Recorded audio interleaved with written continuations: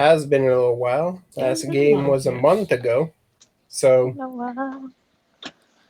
yes, Amanda, every time you do this, it's like I'm still there. I have to. I'm still there in my striped uniform. Permanent grease stains and cuts on all my joints from the heat and humidity. Yep. Yeah, so last time was a big feast with what looks like the beginning of a council. Yeah, because I stood up and awkwardly said "I" or something. Yeah, that's right. Yeah. Well, now you got all sorts of people sort of pitching in at this table. I was like, well, you said I, and I said you have my facts. This is Yeah, this you is have the my Declaration of sword. Independence where we all agreed to commit treason together. Yep.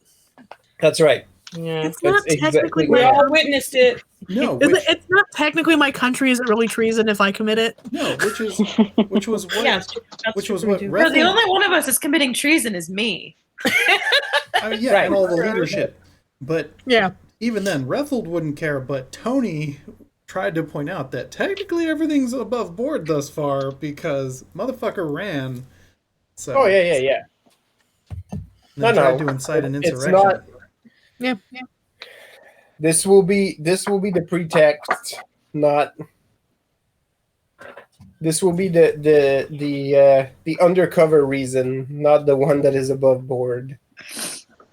We'll just need more time to conjure up an actual reason. Evine also managed to publicly pull her. Yeah, played the check out my Her big card. support card. Yeah. Her fancy British personality was fronting for that moment. That's right. That's right.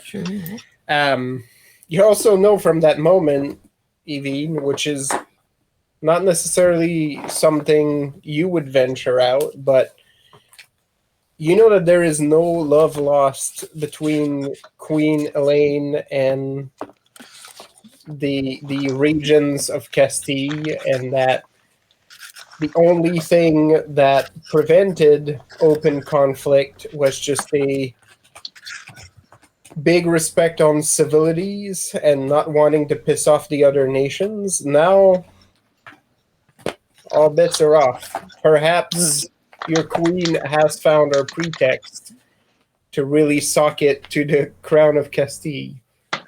Uh-huh. She'd just been waiting.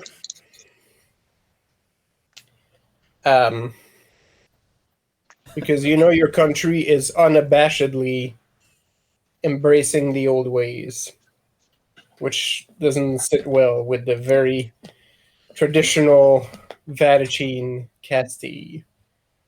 Yeah. And the pretense that this is all Vatican drama is hilarious. Totally. Even the objectionists are going to be all over this. So yeah, there was a long evening of feasting and building bridges, while at the same time the enormity of the task ahead is also looming. Throughout conversations, Governor Perez in particular starts to look more somber is not quite the word, but a bit more grounded, maybe, as he starts talking about having to make a trip in the coming few days to return to Liso, who is technically, according to the crown, the seat of power in Odisseo, and where his office officially stand. So, in his own words, if we're to pull this off, we're going to have to unite all of the Grand Ducado behind this cause. This is in the heart of the people, the capital. San Felipe has always been the central power, but we're going to need to get the more moderate people in Liso Okay, so we gotta go to to Sacramento. rally behind our flag. Inquisitor Mozabi would also interject at this point and say one of our best bets would also be to gain the support of the Gallegos Cardinal, who is also in Liso. She sits on the King's Own Council, and while she's no fan of the king and follows Verdugo's orders currently, she's not entirely loyal to the Inquisition either. She's not been privy to their more brutal methods, and potentially, if the cause is just and the argument is right, she could be turned. Which means we would have an ally among the cardinals. Tall order, not impossible.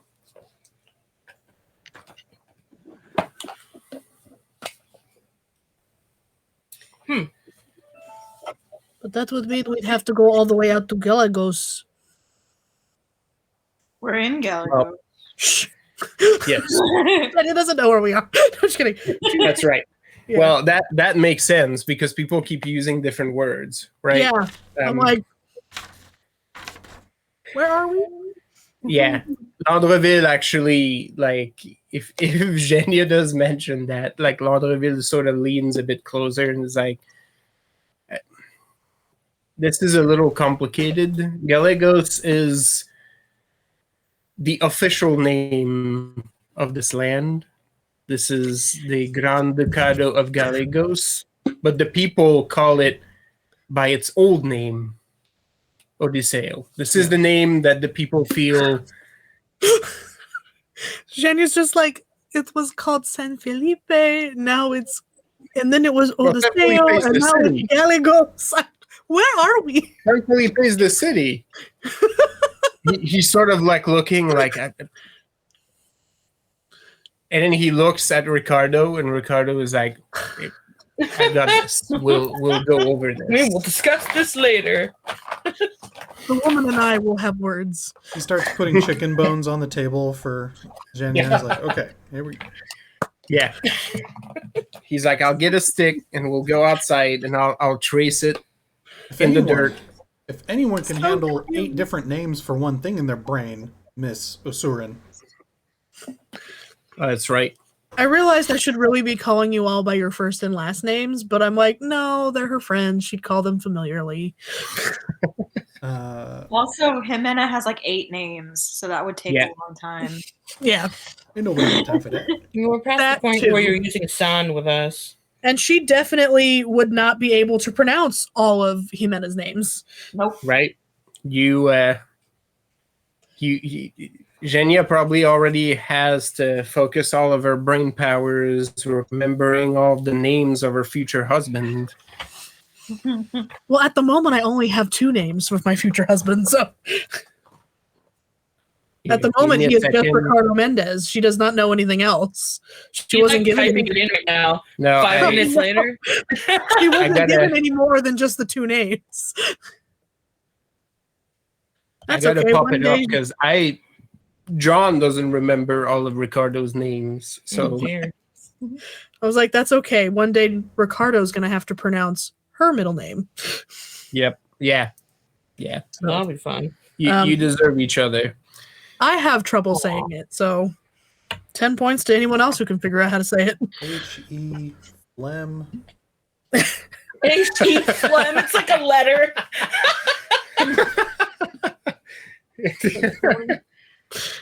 It's like a password. They put some extra like special characters in there. Yeah. It's those glottals, man. You how do we know how big this this chunk of the country is? This like I don't know why I started laughing at that. state? So the peninsula is it. So if you look at the map, Mhm. that's the territory. Fortunately, like a big chunk of it is like mountains. There's also heavily forested areas in there, which is why this is a land that Looks like a fish hook. is not willing to let go just because it has a fair amount of natural resources. Right. Heavily forested. There's some mining operations in there, but there's not too many huge cities. Right. So how long would it take to travel at a medium speed to what he said? He mentioned two other towns. There's the proper there's the like proper capital, and then it sounded like Yeah. the other Well, so cardinal. it's really one more city. So Oh. the governor is here right now because he was brought in to sort of help quell the unrest. And this is also where Ushia sits in San Felipe. Okay. Liso is the administrative capital where Governor Perez has his office. We gotta go to Sacramento. When they decided to appoint a governor in this area to sort of defang Usha, they also shifted the administrative capital away from San Felipe as sort of a you don't get to run this shit anymore, and shifted it to Liso.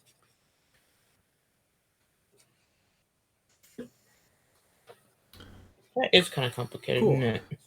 So, Well, That's No, well that's beyond great. Janya's pay grade to figure out what they're talking about. and about how many days trek is it by foot to Liso? To Liso, you can travel there within like, depending on the weather you're getting, 3 days you can get there. Okay. Wait, how much time do we have? Or do we not know that yet? Who knows? Or can I figure that out because, Well, war has not been declared. We're just so- anticipating it will. Yes.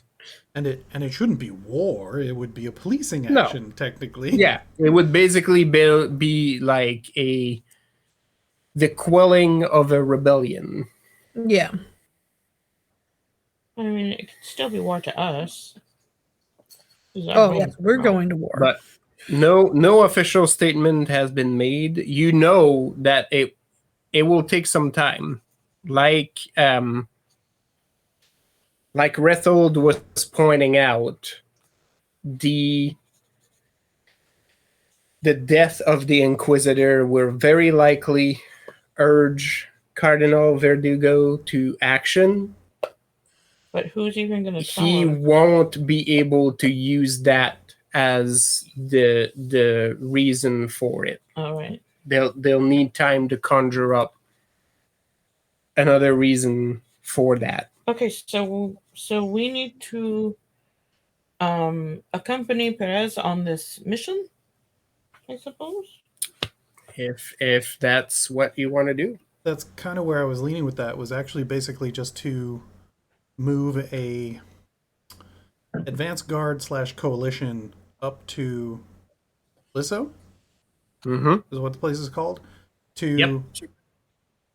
assure the local citizenry, and also to have a sort of show of force that we have, like, so us We know actually, what we're doing, guys. so actually us as a team, because we have the Avalonian ambassador, effectively, Yes.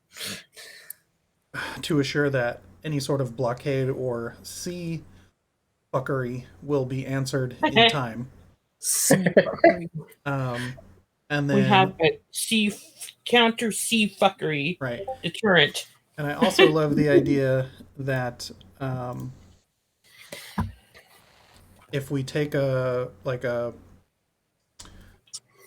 company of pros along with a guard, like a squad of city guard as an accompaniment, and then hey, Laundreville and our governor can set up shop there in Lisso, doing their job, doing whatever they need there. We still have Jose in position as the city guard at San Carlos. Yep. And then we are distributing our brains and resources accordingly to not just get crushed onto something. You actually catch a little bit of a glance between Nandreville and Perez as like that discussion is going, and Martin does say, well, Carlos, it looks like this time I will get to accompany you. And he sort of looks towards Jose and Josefina, who are a little bit further away, sort of assaulted for attention by some of the other guests, not the least of which the guild, the head of the guild, who still has a vested interest in both of them. Oh, that's right. Yep. I was gonna say they're still. Yeah, you. She wants a sandwich. They're gonna make it. She's tall, and there's from afar, like you don't catch all of the conversation. There may have been jokingly a suggestion that both of them should sit in her lap. But yeah, there's some awkward glances exchanged between your two children. What do we do, Father? Right, they prepared for a job, and it's not this one. So that's just what they thought.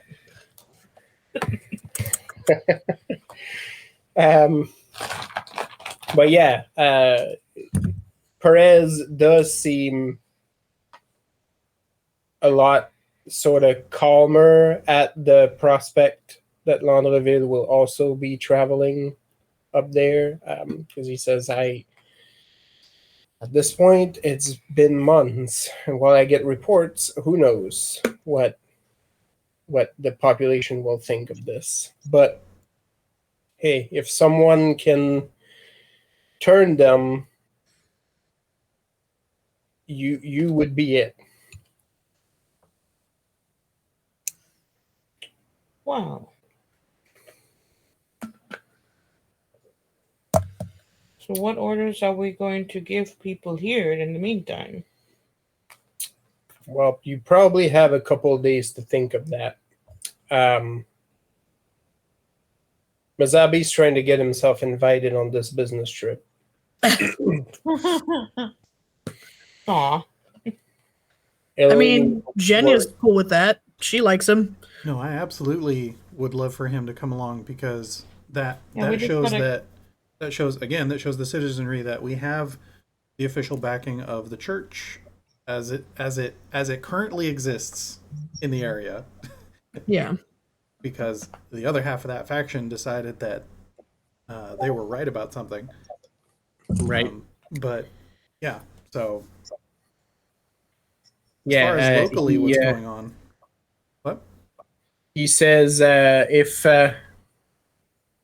if you want to try to talk to the Cardinal, I will work at making an introduction.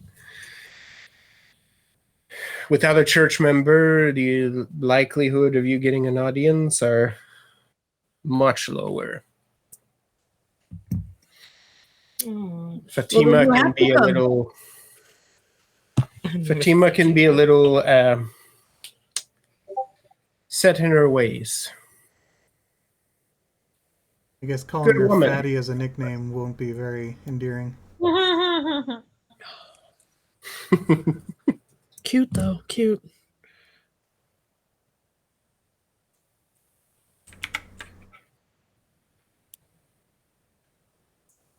But yeah, so Zhenya's like, oh, that means you have to come. He sort of looks at Landreville and Perez just gives like a slight nod. And he says, Yeah, I'll allow it. I suppose it's settled. And he leans back in his seat a bit, and Elohim looks like 3 more creases have popped in his forehead, but still says nothing. If I wasn't married, I would have hit that. Just saying. Elohim or Zabi? Elohim, of course. Yeah. You know, Zhenya's pretty fond of him too. But only because he's such a good soldier. I just want loyalty to be Not hot. that Ricardo isn't a good soldier. He's a very good soldier. He's just a sweet soldier. This one's like, he's a soldier. Yeah, this one just like he got carved right out of granite. Yep. Um, So intriguing. Evine, you find yourself exceedingly popular. As a couple people are asking of news about the Emerald Isles, about, they're trying to ask you like, so, they're basically trying to ask you like, so what's Queen Elaine thinking? But they're not actually asking that. They're, just trying to carefully get to that. It's like, oh, that was unexpected. What do you know that we don't know? Across from you, Salvadora is just sipping tea. I was like, yeah, that's where Zhenya last was sitting with Salvadora. Yep. So, yeah. He's just sipping tea and listening amusedly. Luna Maria has never seated this entire time. They're sort of hanging around in that butler outfit.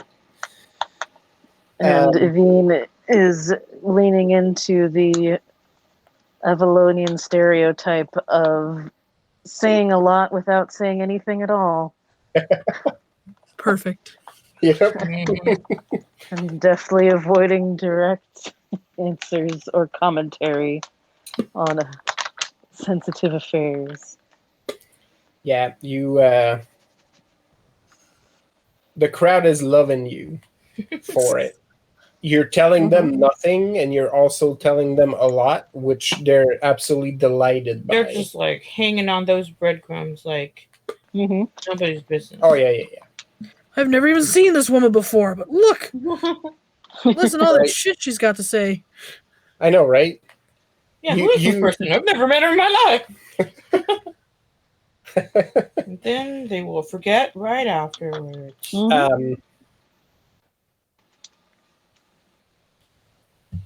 Rodrigo is absolutely enjoying the food, Jimena, and the drinks. He also looks slightly nervous at the prospect of traveling, but he's eating and drinking his feelings. Yeah. And They've both been through some shit. before you know it, Sebastian has now taken a seat right next to you, basically putting the hat on the back of his seat. And he sort of leans forward, uncomfortably close. Is that uncomfortable though? Rodrigo sort of looks in your direction, Jimena, and then start eating with renewed focus. Gonna eat this. And Sebastian reaches into a sleeve and pulls out what looks to be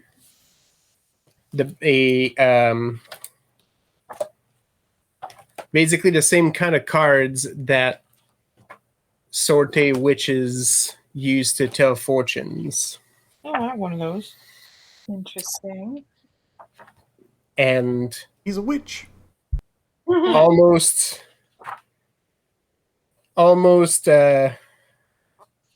almost sensuously slides it across the table to you. You're not exactly sure Am I like why. nearby at all? Like, I want to peek at this now. Suddenly, I'm Sure. intrigued. Yeah, you're not exactly sure what exactly in that movement makes it appealing. No, but it is. Maybe it's because it's, slow and deliberate, but he pushes the card towards you and then just says, "This one is for you." Jimena just kind of like slowly nervously reaches out and like picks it up off the table. Something deck.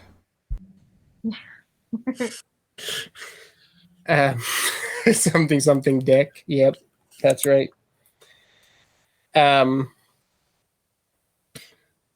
It is an old Sorte card, probably a century and a half old or so. Great art. It's gorgeous. It's the hero. And he has put his name on it. Woo! That's my virtue. Mm-hmm. How does he know? How will So you know? it's a classic representation of the hero. Basically, a androgynous figure with a flowing cloak and an elegant hat, wielding a sword that seems to pierce a crowd of darkened figures that look very like ghost-like, and sort of clearing the way. You can actually see a sunset in the background where the hero's sword is parting the creatures. He then says, This marks you as my contact. If you do travel outside of the city, you can present this to anyone else and they will know you speak for me.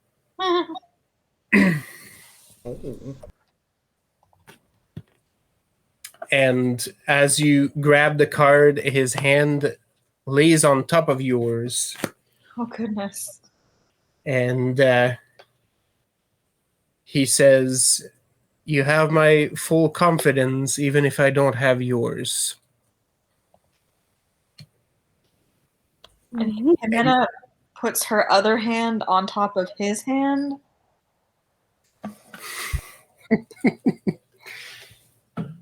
And she's just like, "Oh, honey, you have it."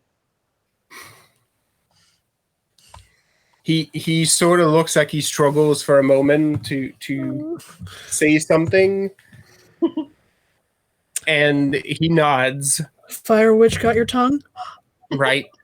I mean, she wishes. We're going for that slow burn, That's what gets me tuning into each episode. Like, we can't just have it all happen all at once. It's a Castilian lady and a Montaigne from Ifri. This is like novella Oh my God, situation yes. there. This is the slow burn. It will take multiple seasons. You know, we will get there. Yeah, he sort of lingers there for a moment, like sort of wordlessly, and then you get barely above a whisper. I will endeavor to make myself worthy of it. Oh. And okay. he sort of leans back a little bit and finally lets go of your hand, and then with a reel just leans into his chair and smacks Rodrigo smack on the back as he's eating. He's like, nothing brings me joy more than people enjoying the food at this restaurant. And Hopefully Rodrigo, he doesn't choke. no, but he cannot muster up a response because he's packing it in at this point, and he's trying to say something, and you see Sebastian just being like, "It's fine. I got you. Keep eating." You get one more glance, Jimena, as he sort of gets to his feet and grabs the hat and says, "Duty calls, but we will be in touch." And with an exaggerated salute, he sort of heads back to Usha's side of the table. Those of you who are close to Usha hear a lot of conversations around marriage, which seem inappropriate until you realize that Usha has a lot of suitors, some of them from the Crescent Empire and Norton Ifri, and there is now strategy talks saying maybe now's the time to pick one of those and make a strategic alliance. You got to see which path you're going to play. Right? Have you gotten enough loyalty with the one you want? There's no like, hey, we need to do this now, but there's this might be an option. Yeah, there's a talk of like, hey, we should consider this. There's a gentleman that gets brought up multiple times. Nobody calls him by name. You hear many colorful terms that range from the rogue to the scoundrel to that rude man. They're all like covers that Fabio has been on. Apparently a prince from Ifri who's some sort of seafaring entrepreneur in his own words / adventurer has quite taken a liking to Usha and has come to meet her here multiple times. And people are sort of bringing him up like half jokingly, half like maybe maybe that's a dark horse in this race. Usha gives them nothing. She's discussing, but she gives them nothing. No hints or information is exchanged whatsoever. Nice. But yeah, the evening sort of continues like this. There's a lot of talks about organizing over the next few days. Perez himself says it'll probably take him a couple days to really get organized and get things handled here so that we can travel to Lisa, which gives you a little bit of time to get affairs in order before you hit the road. So yeah, the evening sort of proceeds like that with a lot more wine and drinks and food getting brought in until late into the evening / early in the morning where people finally break out and start heading to their respective homes. I So probably left relatively early with Leandro. And I guess with Lavinia, because I feel like I just left her there. She would just sit there. And I'd just be like, where is she, though? Damn it! if you forget her there, she'll stay there. They'll feed her. I mean, yeah, it's a bit, there are worse places I could leave her, but Zhenya is screening any man that approaches Veronica. And if they don't meet her criteria, she lets them know. I just saw your pictures, Tony. Yep. That's where we should have that shot where like a fifth hand sort of comes on top. oh no. Where does it come from? Who does it belong to? Who Rodrigo. knows? Right. You do not know this in. is a family affair. Yep, he's family. Whoa. Oh my. So yeah, any special business you want to take on at that night, and where do you head off to? I mean, at this point, you are also free to return to your house.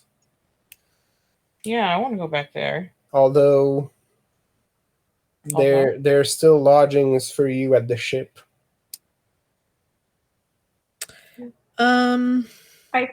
I think Jimena would take Rodrigo back to the house.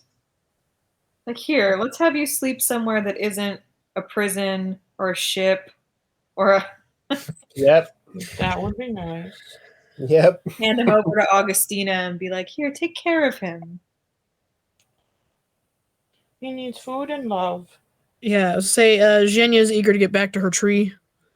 Oh yeah. Yeah, I like the In a idea of minute. going back to the house, personally. Perfect. Yeah, So you all going back to the house then? Jimena has to go out to her lab for a minute. That's right. The shed in the back. She shed, yep. Gotta go to my shed, don't ask. I don't know, Yeah, know not what the to care Spanish very word much, for laboratory is, but laboratoria sounds really... We'll That take it. probably is the Spanish word, actually. Spanish is kind of predictable. Unless it's on fire, don't come out. And even then, I've got that. Thank you. Right. Yeah. If It's we on head fire, back, don't come out. if we head back, I'll let Javier and Augustina know that I'm gonna burn a bit of midnight oil. So once they're done attending to everyone's needs, I'll be keeping watch so they can catch an extra little bit of rest in between. Absolutely. Aw. Because Um, we're publicly we're good, but Yvonne, did you tell us that our friend is still at large? Freaking Julia. Yes. Yeah. I forgot to bring that back up, but yeah, she would have definitely been salty enough to mention that. Yup. I'm gonna justify my few dots in warfare to also float this info to the other heads of state to be like, oh yeah, none of us can sleep easy, not just because of what we've just done, but because there's still a what's his fuck Loose end. spy floating around who probably didn't just answer to him. Mhm. Yeah, who knows? Just saying. Yeah. So that information, has been passed along. There's some recognition in Mazabi if you bring this up. Really? As he's like, she never worked for me per se, and I suspect part of her duties was also watching me, but she's been around. She didn't do a very good job. She's one of Verdugo's favorites. Figures. Well, I got another dagger for her too. Yep. We got several pointy and or uncomfortably heavy blunt bits to put there. When you go back to the house, of course, Augustina is very happy to welcome you back home.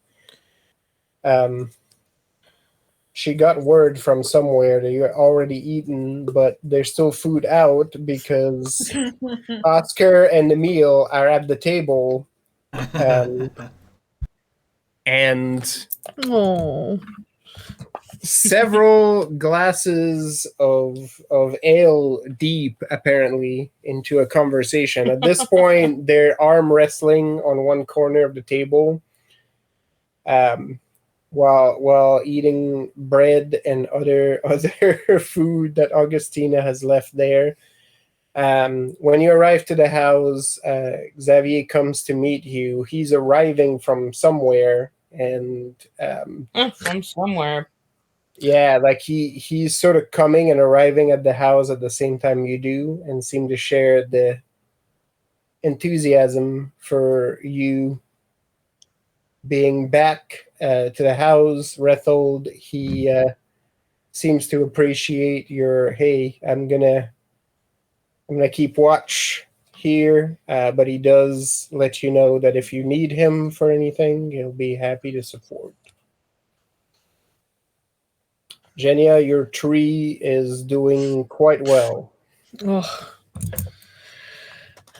She definitely sits with it and tries to root for a while, as she does. Right. Since Jimena brought Rodrigo home, she's going to offer what was her room to Rodrigo and then puts her pack down in Veronica's room. So that will happen. Veronica gives you a look as you do it, but there's no protest whatsoever. Oh, just don't worry. Yeah. Because in the morning when everyone wakes up, she will be in Ricardo's room, but like propped up in a corner. While you root outside, speaking of Ricardo, he goes and drops all of his stuff in his room and then has promptly settled into, well, we're home now, as he comes downstairs without his doublet and just like the shirt, like unbuttoned. And he sits on the porch and works at maintenance on his multiple pistols as he's watching you root about in the garden. He's got a glass of something. It looks like a hard liquor of some sort because he passed through the kitchen twice and must have had to pick something up in order to be allowed to leave. Yeah, So, you can't go in the kitchen without taking something. yep. It's got to be something. Jimena also disappears into her shop. She just looks like the little shed in the backyard. I found out the Spanish word for laboratory is in fact laboratorio. So there you go.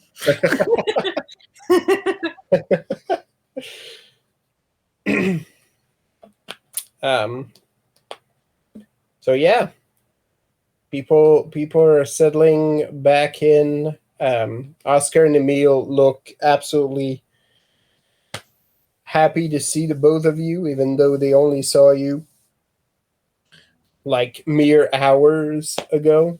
They're deep enough into their drinks that it happened several hours ago. Like, it's new to me now. So yeah, you get quite the welcome, and get to settle in and rest up, unless you have any plans for the evening outside of what you've outlined. Really, I think I might ask like how things went in the shop. to Leandro. Oh yeah, you'll get a full But, briefing. that's about it, though. Yeah. I have to spend time with him. Yeah, he seems okay, but he also seems relieved in some ways. Like he's telling you that he really enjoyed meeting everybody and being there, and you know he's sincere. He's also lost an edge once Yeah, you of went course. outside and I feel like, got to the house. you know, if it was starting to feel like, I should probably make us scarce, I probably got there first just because of that. Right. Yeah, if you left earlier, then Augustina welcomed you to the house. Xavier was not there yet. So yeah, the night passes without a hitch, despite some of you especially wondering if someone would sneak in the dead of night. None of that happens. It is now morning. You have a couple days of preparations. So is there anything in particular you want to tackle during those couple days? Slash, what would your schedule be? How long do we think we'll be out there? Well, Well, if it's 3 days out, 3 days back, I don't imagine we'd be staying there for very long. Like a No. week then, huh? a week, we're gonna have to 2 weeks, maybe, like considering. And if we know that that's what we're doing, we can send out the the people who have to walk. We Yep. can send them out early. Yeah. You know, if we can get like a small cavalry situation of the town guard, Yep. we can send the crows ahead so that we'll catch up in a couple days and all come in at the same time. And other than that, Rethel's really restless because he's got nothing to smash. You know, nothing to raid. He put in the order for the boats. Someone else is going to train those yahoos. Yeah. You know, we've got the island with a holdout ship. Maybe we should send our ship out there. Maybe we should send oh, what did I name that stupid boat? The Phoenix? Was it the Phoenix? The Phoenix stayed and got refitted. I think this is the Gull, the smaller one. Oh Okay. yeah, the Like blatant. they're all birds. Yeah, the blatant Gull is the small one, right? They do tend to be. And then the Oh, boy. Phoenix Call got refitted out there, which is pretty awesome.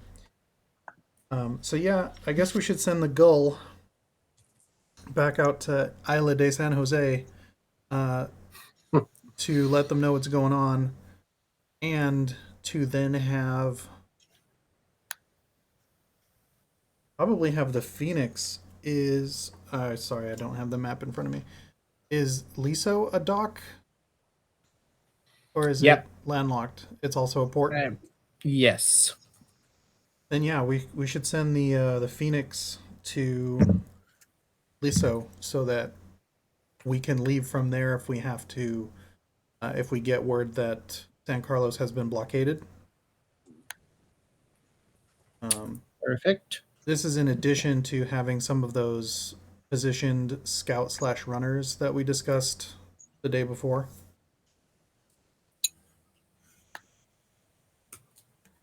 At various points across the map. Perfect. Because basically we want to set up a communications network before anyone makes a response. Because it sounds like, best case scenario, we go, hey, everything that happened here was by the books except for this asshole. Yeah. Which may or may not go that way. So, you know, we want to make sure that our intel and our and our comms are exceedingly well unified for when whatever bully decides they're gonna fight us for it. Yeah. Yep. I think basically Il Duce is gonna be, or at least I've been trying to set it up so that it's a little bit like a place where messages get passed back and forth. I will probably have Oscar and Emil stay with Leandro there because I'm not gonna take him with me for this one. He needs to sit and like make some roots himself. So Yep. And I mean this is the kind of work that he did, way back when, so it should be quite comfortable. Yeah, he seems quite eager to get into that rhythm and start to work on something productive. Perfect. And Oscar and Emil, as much as they are bummed at being kept out of the adventure this time, very dutifully agree to start to hang around the shop and support your husband's work. And I tell him you'll be the first to respond if they attack there while we're gone. You're also protecting my greatest treasure. You get like a Oh. from Oscar as you say that, and it's like it will be our honor. Thank you. I truly appreciate it.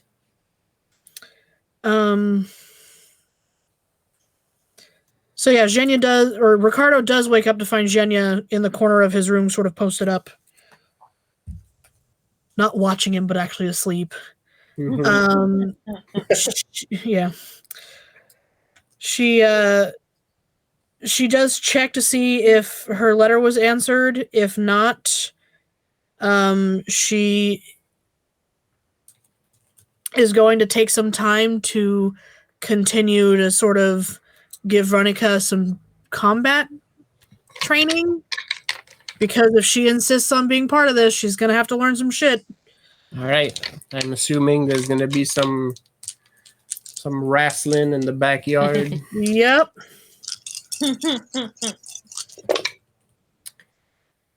A letter did arrive for you. Okay. As a response, Xavier sort of brings it to you in the morning. With it is a small pouch that contains several guilders. Huh. Looks like I have some land to buy. Calls Veronica out to read her the letter. Yeah, you get a lot of news from back home. Your cousin is overjoyed to have heard from you. It looks like your farm and your land are doing fine. There's several paragraphs outlining how individual animals are doing, and what tribulations they have gone up to while you were gone. You hear that a lot of extended family members are traveling this way and are asking about you periodically. You get a long list of names. And list of names. Exactly what they asked, even if it's redundant or very similar things. You basically, she's been holding on to these messages for a while, and now is her opportunity to give them to you verbatim as they were given to her. You hear that your cousin stationed in Ison Hmm. She was cool. is supposed to send something to the farm. The letter that your cousin got was a little mysterious on that front. Basically, was just like, "Hey, I'm gonna write again in a bit and send something your way. Be on the lookout for it."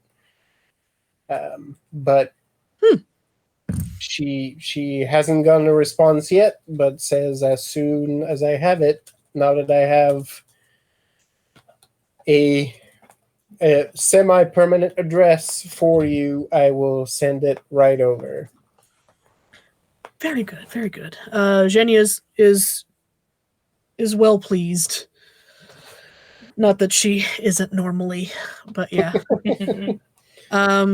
Well, with her sack of guilders, she trots off to find Ricardo and goes, "We have to buy land." you find him like getting ready in the morning, and he's swinging one of his suspenders over, and he just pauses. Have to? Yes. All right. And he basically just like he thinks about it for a moment, and he's like, all right. And he just grabs his doublet and starts getting dressed up. Yeah, Zhenya has switched out carrying her full pack to like a messenger bag. She's downgraded. Don't need the full life on her back anymore. Hey. Aw, because she's actually gonna have a home. She's settled.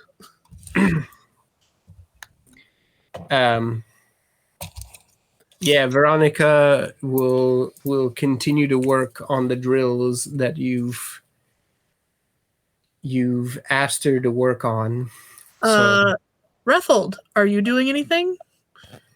Oh, I'm scrimshawing out in the front, and I'm like, what? Kasha and I have business in the city. Can you make sure that Veronica is working hard on her drills? I look around like it's like I must be the last one you asked, and I'm like, No. You get a wave from Augustina from the kitchen as you look around. I definitely start putting things away, and I'm like, I mean, I don't think any of us have cared if you needed some alone time, but the city's beautiful. Yeah, no, that's romantic. Yeah, okay. And I just start walking through to the back, and I'm like, dodge! And you hear a doing. Oh, she hits the deck as a like, fork immediately. hits a wall, and I'm like, better. Yeah, she's Zhenya does call back, don't hit my tree. What was that? Zhenya calls back, don't hit my tree. I turn around offended. I'm like, I would. If I hit the tree, she would have hit me, so it would be her fault. And I just look down. I'm like, right? Yeah, you get a nod as she scampers back to her feet. And I'm like, no, you don't agree. You don't agree to anything. That's rule number 2. Rule number 498. Yeah. She stops and then shakes her head. It's like, no, you're right. Keep no, this you're up wrong. Swimming.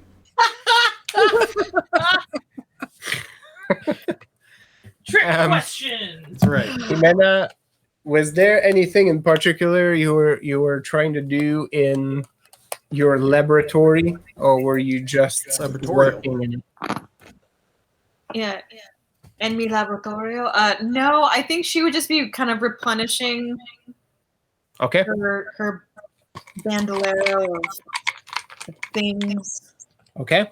Maybe trying to make some new ones. I don't know what though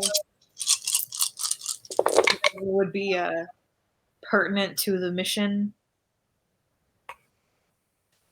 Do I blow myself up? No. Don't you have to roll to blow yourself up? What does she roll to blow herself up? No, I'm Oh, I'm you're rolling. You replenish your stuff, Jimena, and the last vial that you work on, something went awry. Maybe you're not exactly sure if something went wrong or if something went right. But the last vial that you filled, ends up like a fairly pleasant like green color. It's also very viscous.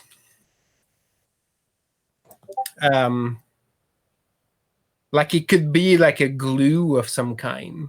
It seems like it expands too. What is it? Who knows? I We don't. won't know till we try it. Only one way to try. Only one way to find out. But that one is clearly not like the others. This is not what you were expecting, which is not, necessarily new for you, but this is not something you've seen before. You might have stumbled into a recipe. No. Like, Mm. I If either only you fucked can it up remember what you did. or I improved it, but I'm not sure how I did that. So Obviously, it's better, but I don't know what it is. yeah, Right. like By the way, we'll what see is what the it does, and if it's good, then I'll see if I can make it again. Yep. But You're I fairly don't- confident. If it does something nice and you're willing to spend the time, if you collect a sample, you can probably do some experimentation and like deconstruct it. yeah, sort of reverse engineer it and get to what you did, because you know all the components. So you just need to figure out what exactly made it turn into this. It's probably like different heat or Yep. different lighting, pressure. But it's really interesting. It's stable. It doesn't look like it will blow up. Did you bring what is Lavinia with you, or did you return her to the ship? No, I brought her with me. Though I do ask her, if she wants to come, or no. I ask her if she feels her talents would be best used at the shop or with us on the strip. You get I don't know. Then she could benefit from being around the other Strega, but yeah, sure. I'll have her stay with them for a bit. She seems quite comfortable with Leandro. Actually, that probably makes sense. She in a kind of creepy way, but she asks him questions more than she would other people. Leandro tells you that he used to bring her food when she was in captivity before he got put basically in the equivalent of solitary. Right.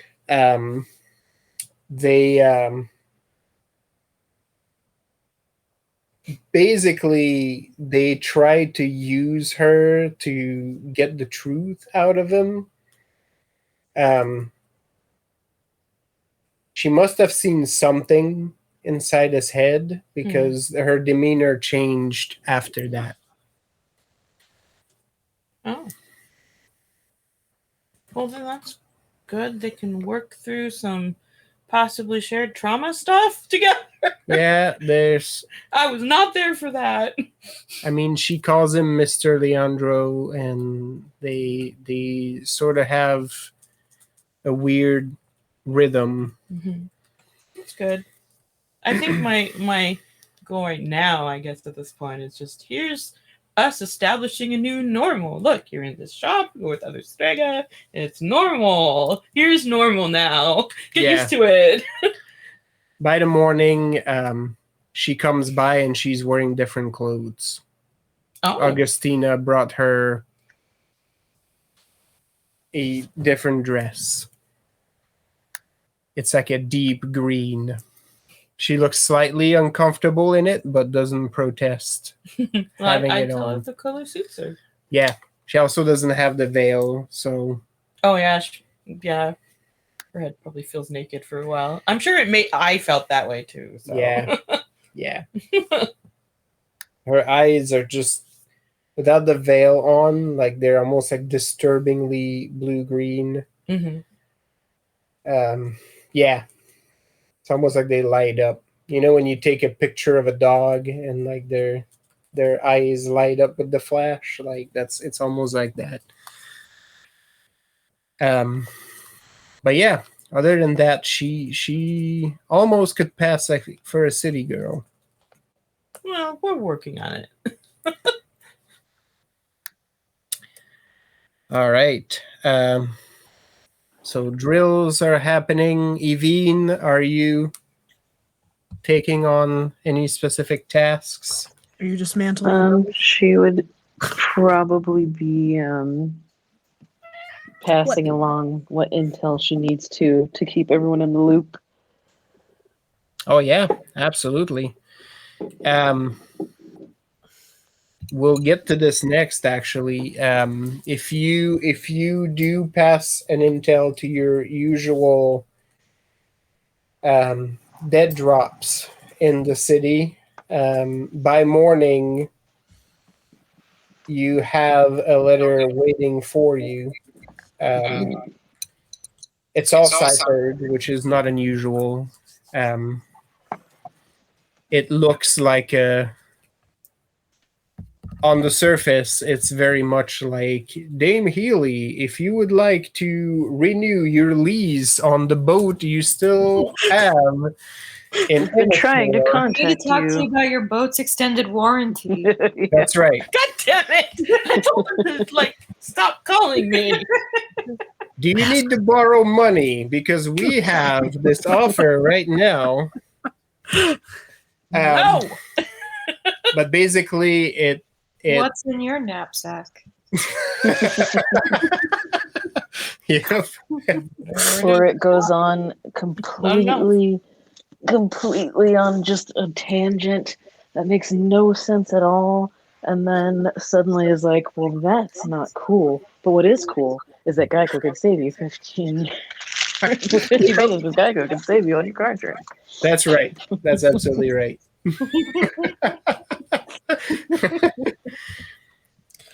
Could save you 15% on boat insurance. Think about it. But yeah, it basically gives a time for later in the day and a place to meet, which you recognize as actually one of Madame Salvadora's shipyards. Specifically the one that Inga works at. Bum, bum, bum. Inga's So, after you now. Which the rest of the group doesn't know this, but to you, Manda, you've been there multiple times to meet your contact. So it's not a unusual setup. Yeah. Okay. I'm gonna make my way downtown. Yep. Walking fast. Your piano is parked in the front lawn, like where you left it, so you can make your way downtown. Yeah. Yes. So, meanwhile, Ricardo and Genia are walking to a city office in order to purchase land. They're going land shopping. Yep. I've already found the one I like. Ricardo once again regales you with some tales of his childhood in this area. There's a little bit of melancholy in it because it does seem like, I mean, as you've seen from his childhood home, part of that neighborhood more or less abandoned / fell into some disrepair as population started moving uptown or more towards the dock areas. He tells you that there was a lot of loggers living in that area before, but then some of the seats of the logging industry shifted places, and that sort of put a damper on his neighborhood. But he still is telling you like tales of what it used to look like and what he hopes we can make it look like again, at least in some small part. The office itself, for how empty and abandoned some of the places are, is packed to the gills with a bunch of people in various states. Many of them looking angry. There's people yelling at a clerk at the counter about something or other that the city guard is or is not doing. You're not exactly sure because the focus seems to be shifting back and forth between the two. So it's like real city hall. Like, I don't want them here / why aren't they here to tend to my needs, right? Like there's that discourse happening. But yeah, a lot of people are in the room and they seem to be waiting for something. Like, you get a young lady that sort of spots you as you step in. She has like dark circles under her eyes, like up to here about, and she just looks and gestures for you to come over. And as she's writing at her desk as you approach, is basically just asking you, yes, who may I direct your complaint to? Zhenya is going to activate her virtue and just fill the room with friendly. Aww. The best use of that virtue. Yes. I feel like you just like immediately just, here's a sandwich. Lisa just nice bombed. I just have this care package just for you. One of the San Felipe DMVs. Damn it. Just being like, hey, y'all should feel better. I come in with chamomile gas. Everybody feel calm. Yep. Yeah, the mood actually improves. The crotchety old man that was yelling about the city guard, midway through his upset rhetoric, seems to switch gears, and he's like, but they got these new captains now, and I think they're trying their best. I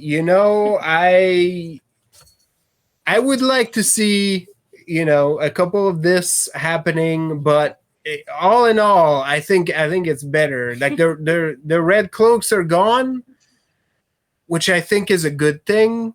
And so all I want is to know someone's listening.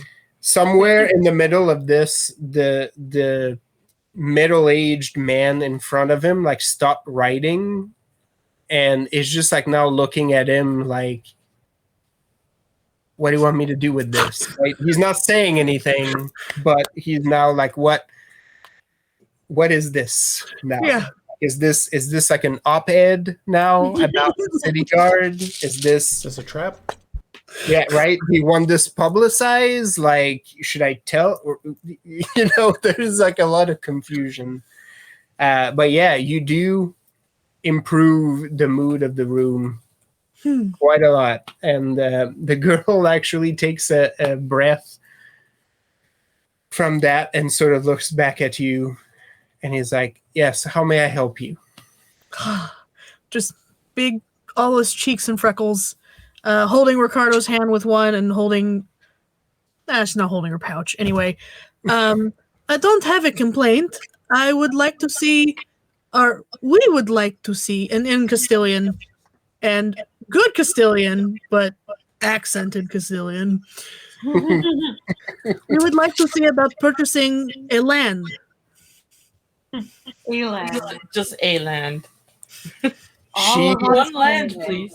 she sort of pauses and then puts down her quill and grabs her book and shifts her book to the side and grabs another book and shifts that book to the side, and then she reaches underneath the counter and sort of digs up for like a third tome and just like puts it up on the counter. Like this thing is just like this thick, and sort of flips it and flips it and flips it.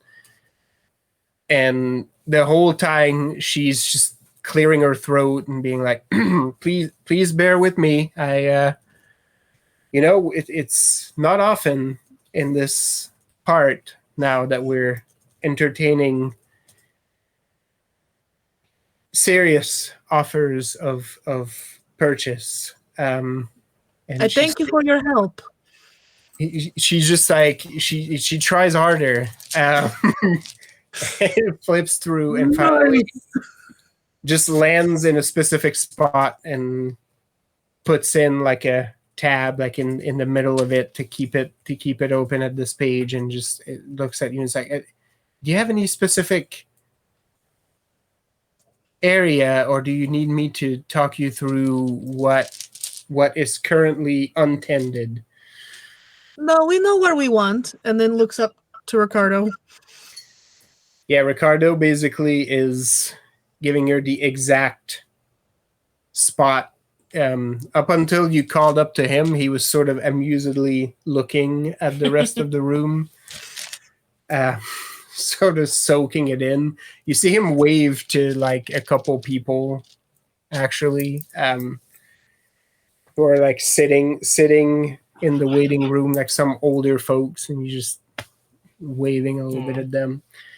And then, gives them the exact spot and location. And as she receives it, she flips through a few more pages and sort of lands on that. And it's like, oh, yes, that has been vacant for, I wanted to say 15 years now. There's like a sad look that crosses like Ricardo's features. But there is some information exchanged at this point. A price is leveraged. Is there a map? Yeah. Okay, so if Ricardo's just pointing to that one spot, Zhenya circles like the whole thing. Flex. All the land. This land. Yeah, she lands on that page and then flips a couple pages back and then puts a marker there and then flips a couple pages past it and then puts another. And she's like, well, that is all of that. That, are you quite sure? Of course. You hear like the most serious return you've ever seen. A low whistle from one of the other clerks, who has now stopped paying attention to what was in front of him and is watching. You're doing the equivalent of walking in with like a briefcase with like several $1 million and just like. Well, it looks rather like she walked in with a briefcase full of twine, and then was like, "I have this instead." Like, yep. Now, son, you may have think I said bring me a lot of bacon and eggs, but what I said. Bring me all the bacon and eggs you have. Yep. Indeed. Everyone. Yep. Yeah, so she basically takes a piece of parchment and writes a number on it, turns it and slides it towards you. and then asks again, like, are you quite sure? I would say Zhenya's okay with numbers. Oh yeah. And then like weighs the pouch in her satchel bag and goes, yes. She looks at Ricardo, and Ricardo gives her, like, he's now one elbow on the counter, and he gives her like a... I mean, if he has to, he can flex too that he is a Mendez. Yeah, that's right. She then sort of steps back for a second and says, one moment. And she makes like an almost perfect L turn out into the back room. Yep. It's like back, pivot, and then right out into the back room. And she comes back with what looks like a small coffer filled to the brim with documents. And she's now, she steps up to you. Zhenya used money on bureaucrat. Bureaucrat responds with paperwork. It's super effective. Nice. That's right.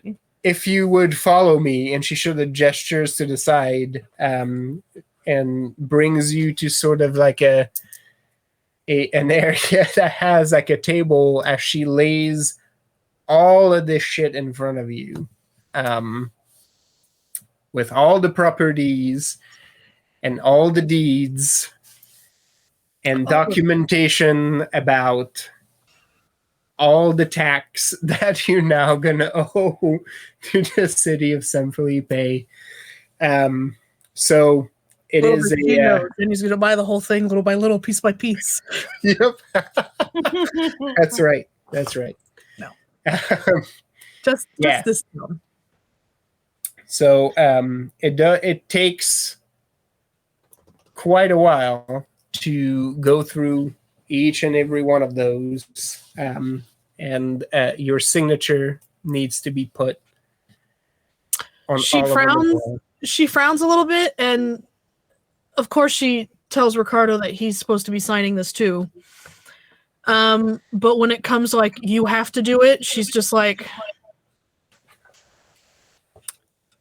And she draws a symbol that's reminiscent of like a sleeping bear, and says, "That's." It just doesn't say anything. She just draws her little symbol, and there's like a pause. There's a look at the original piece of paper with the money amount written on it. Then a look back at you, and there's a. Of course, that will be fine. Oh, good.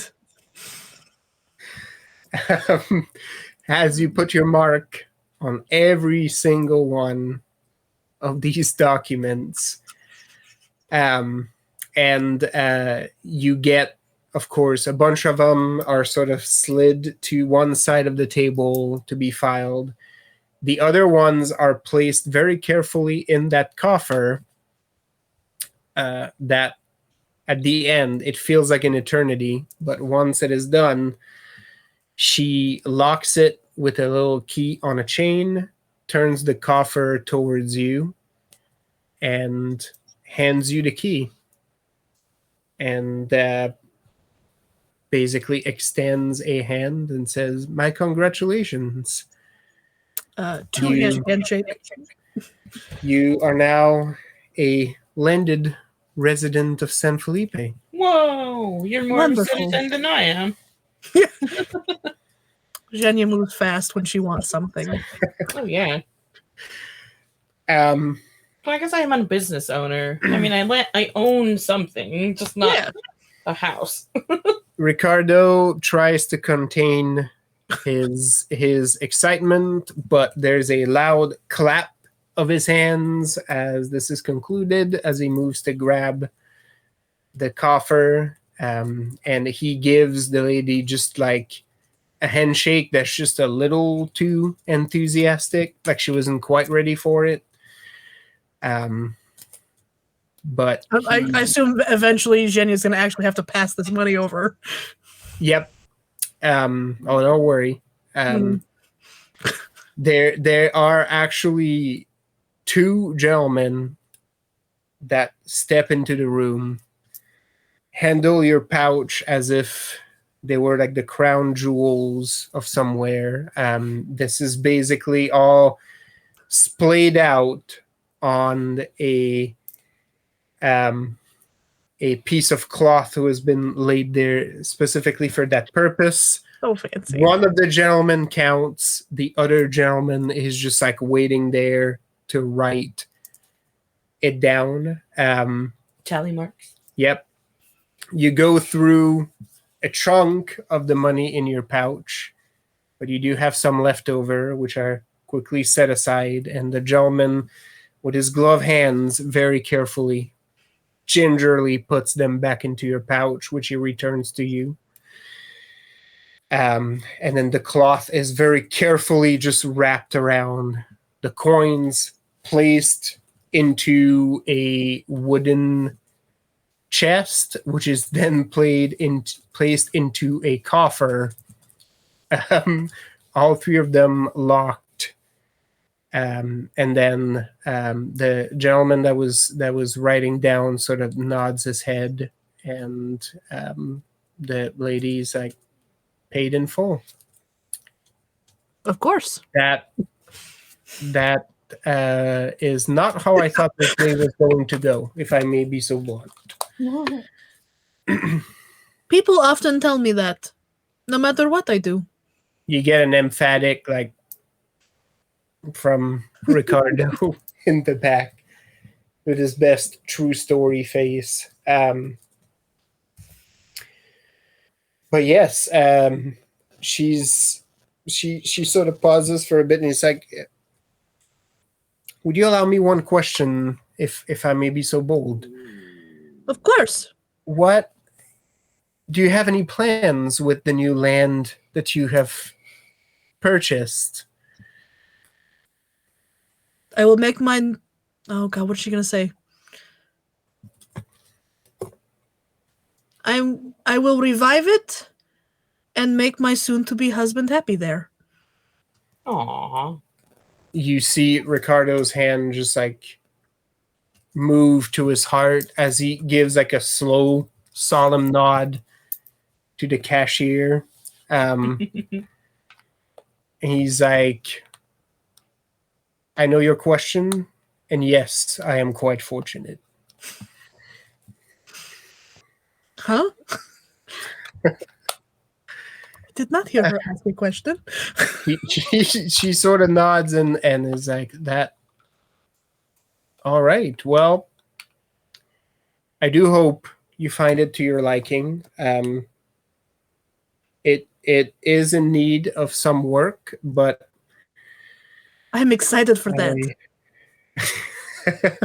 She sort of like lets out just a short little laugh at that, and it's like, it does seem that way. Well, I congratulate you on your purchase, and I do hope you find what you're looking for there.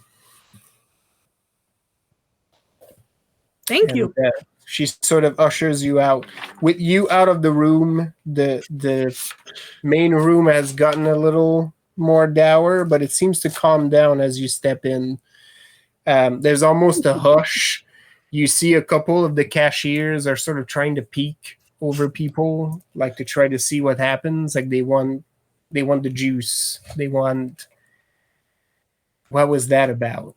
And right? she's just in like regular clothes, just Yep. Nothing special, just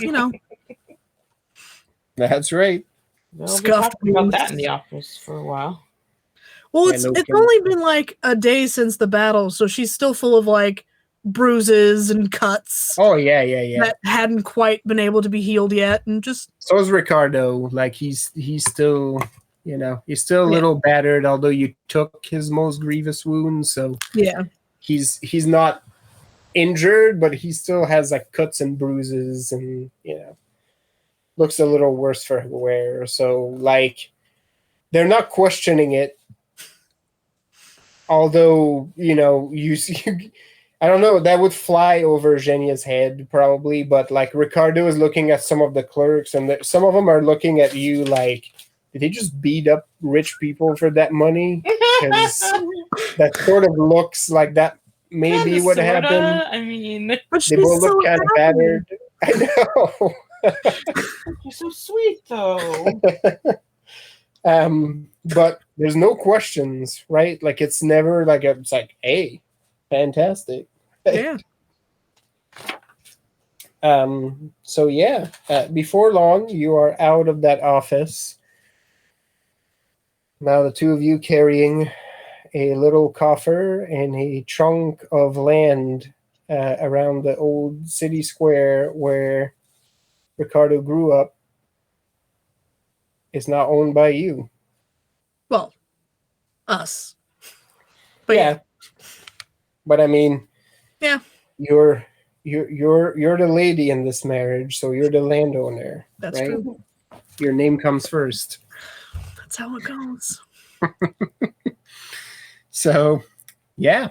If you take a little detour by your new acquisition, it's still fairly quiet. Like there's a couple people like passing by, but you basically got like the circle is now yours, close to the little chapel. Mhm. There's a big tree in the middle there, which Perfect. Genia would appreciate. Right in the middle of the circle. And there's already like some conversation of like, which house are we going to give to who now? Like, how? Well, this one will be ours, and the one that was his. Yes. And then she turns like about face and goes, "We will put Veronica's over there." Just directly across. So I can watch. So I can turn into a bird and perch into that tree. Right across. What are you doing?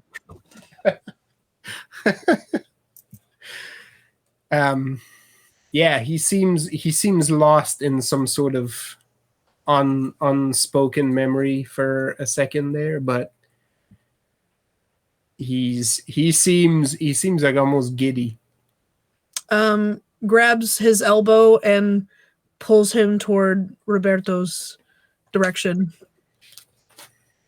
We didn't tell him the last time, so we have to tell him this time. It's going to be sad when he dies of a heart attack.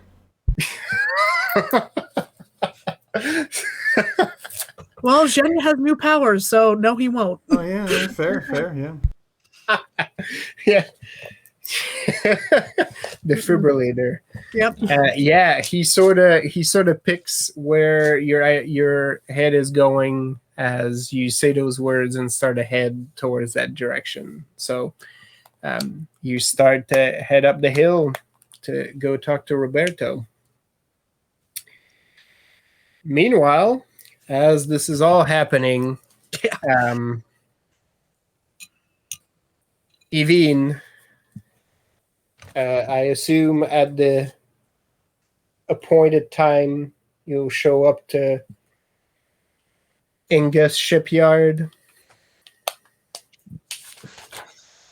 Yes. Sorry, I was across the room. Run! You you got it.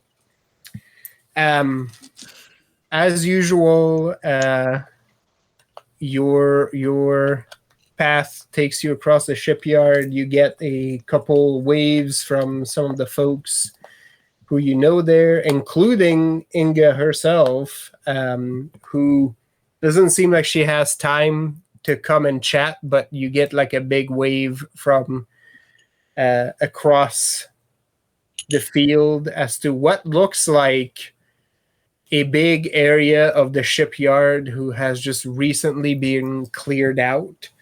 There's some tables with plans laid out on them. There seems to be some commotion as some of the shipbuilders are trying to make some sense out of these plans. There's boisterous laughing from a lady who looks clearly Vestan, as she's just berating Southerners about not knowing how to build boat rights, and that how this is the perfect time to learn about good Norton engineering. Yeah, like they're trying to wrap their heads around this and sort of making sense of it, and it seems like it's taking a lot of the attention. As usual, you head over to the office of the chief bosun, and here he is at his desk like usual. Archibald Cross, your usual contact, is sort of waiting for you and sort of gestures for you to close the door. As you step in, and you get a very fraternal hug as you get pulled into the office, and the pretense sort of leaves and says, Dame Healy, as usual, a pleasure. A bottle of Enish whiskey is brought up immediately. 2 glasses are produced, and he sort of sits across the desk and gestures to the chair.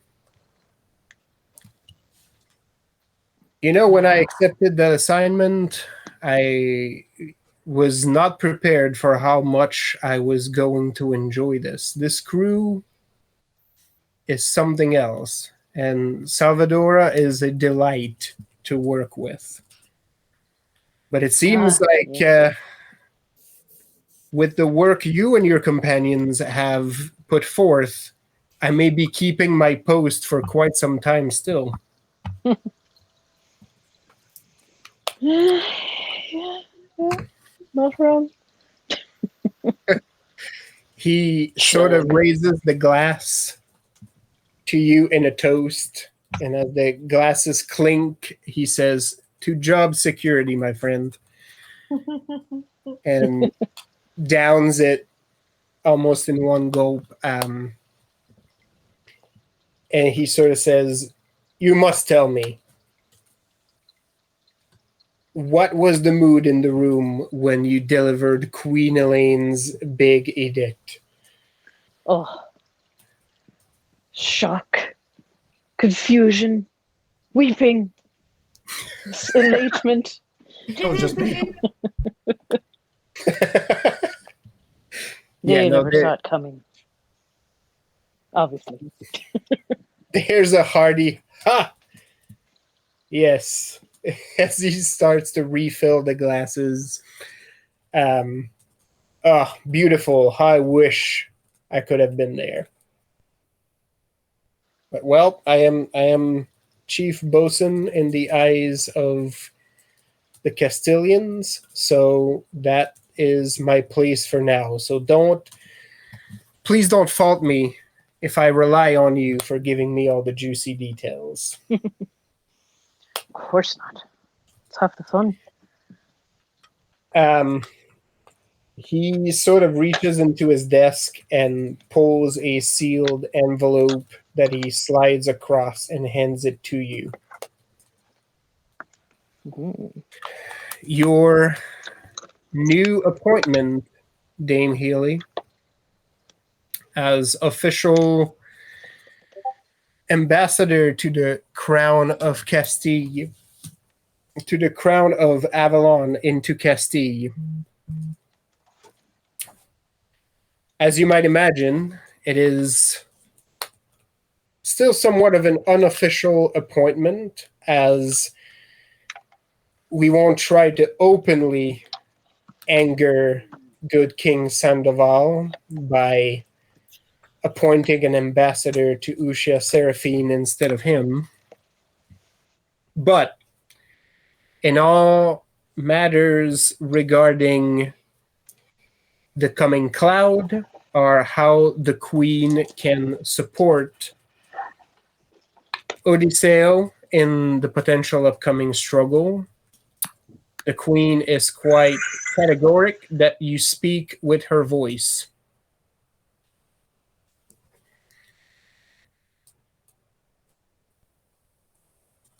Do you have any objections, Dame Healy? Now, when you say her voice, should I do an impression? I think we're far enough from Queen Elaine that she doesn't have to find out if you do it. I don't think any of us would know the difference anyways. No. When if we've ever met her. If that gathers you the kind of reaction that you had last night, it almost feels like a crime not to do it, yes? Agreed. I mean, we've heard at least 4 accents out of her so far. Yep. Any of them could be the real Evine, who knows? Mm-hmm. The real Evine might never have surfaced. Please stand up. We've got to go deeper for the real Levine. I know you have not returned home in quite some time, so the Queen would also understand if you chose to pass this assignment to one of your fellow knights. Believe me, there are quite a few who would be eager to take the position. But the Queen wanted you to have a choice. Whatever, you were here first. Yeah. I'll take it. I have no objections. Splendid. Then that means that my contract, and he fills the glasses a third time, by association, as your point of contact, has now just been extended. Mm-hmm. On both of our behalf, I thank you. I could drink to that.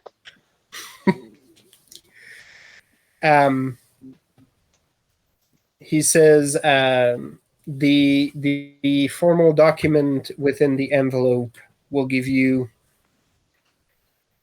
full powers as ambassador to the Crown of Avalon. Not that I have to say this to you, as you're known for your subtlety, but it goes without saying that you should not invoke these powers too many times, as this may put Her Majesty in a precarious position. Yes. That said, and he sort of leans a little bit as if to look like the door is really closed, and he says, Her Majesty harbors no love for Cardinal Verdugo. And if I may speak for a moment off the record, if by any chance you found the opportunity to, let's say, usher the man to meet his maker, Shuffle him off to Buffalo. Yep. Her Majesty would not weep overly at his loss. Noted. Good. Well, I'm glad we understand each other. Her Majesty, like previously mentioned, is willing to put a part of her navy at your disposal, which we will hope to keep as a surprise for the Castilian Armada. And he says that word with like the most derision possible, as if, you know, this is a word ill-fitted to describe the Castilian Navy. The royal privateer Jeremiah Barrick has actually volunteered to be at your disposal. Ooh. The sea dog is awaiting your command. Is It'll he a be a fish stick and a hot dog bun? It'll almost be a shame if they don't blockade us. Right? Yeah. We dare you. Evine, you know the name, of course. He's a man both lauded and reviled in Avalon as one of the Queen's most successful privateers, because he was a man who was full of daring and didn't know anything about Navy and came into a lot of money and decided to just become a privateer. And he found all the right teachers, and he's just the right amount of, I know my trade and I'm also not a born Navy man, that he takes a lot of experienced privateers by surprise. His strategies sometimes seem very ass backwards and unconventional, Wait a minute. and somehow I know they who this work. is. Somehow they work. That's actually a signature character. But I mean, It's come from on. first edition. It's just Yep. He just falls ass backwards into glory. For some people, like he's just like the luckiest man alive. For others, he's like, he must be a fucking genius that plays the fool, and that's, maybe the truth is somewhere in between. But regardless, it's hard to question the it's man's. probably the she somewhere. She did it. That is also a popular rumor. So yeah, he's regardless, it's hard to argue the man's record. He gets shit done. So you now know that the Castilian Navy will be doubly unprepared. One, to have ships from Avalon, and second, to have to deal with this dude. So yeah. Excellent. I love it. He then sort of leans back into his seat and a little bit more somberly and says, Her Majesty is surrounded by vipers. Sir Luke's time is spent nursing his overall paranoia as to who is or is not loyal to her. This seems almost like an odd thing to say, but the Queen needs a victory, and this could be it. A successful alliance with the independent state of Odisseo, and by association, some parts of Ifri and the Crescent Empire, just given Odysseo's disposition, would be very welcome in a situation where Her Majesty cannot know who our true allies are. I'm not trying to put more pressure on you. Well, maybe a little bit, but not overly much. Don't fuck it up. But all that is to say, Dame Healy, your work here could be of utmost importance and help shape where Avalon heads from here. No pressure. Let the weight of that settle in. Drains the rest of her glass. Yeah. You're a proper Inish, Dame Healy. You can carry any weight. Just as the she have blessed you and all peoples with the inability of being drunk. It's a curse, really. And he sort of swishes like the whiskey in his glass, and he's like, when it tastes like this, is it really? Yeah, you have a point.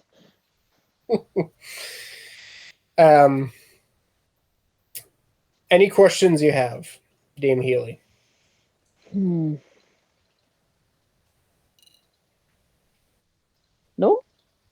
Not How yet. fast could we get a coconut here? By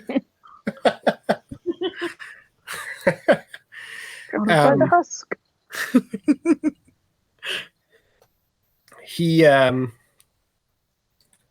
He sort of nods, pours one last glass for the road. There is a cheer exchange one more time.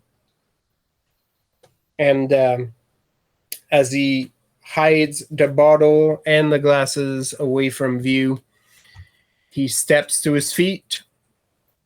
And before he goes for the door, you see him sort of straighten out, pull at his waistcoat. He produces a pair of spectacles that he puts at the tip of his nose, and he sort of straightens up, and his face takes like a more serious appearance. As he says in a much more posh tone, and back to the role of the proper chief bosun. As all Avalonians, yes, I am prim and proper and detest fun in any kind. Sometimes the Southerners made our job so easy. And he sort of opens the door and makes sure to let out like an exasperated sigh as he exits the room. And he's like, "Thank you for this conversation, Miss Ailey. I trust that you and I will be seeing each other again." And he sort of steps slowly and deliberately down the corridor and onwards to the rest of his work.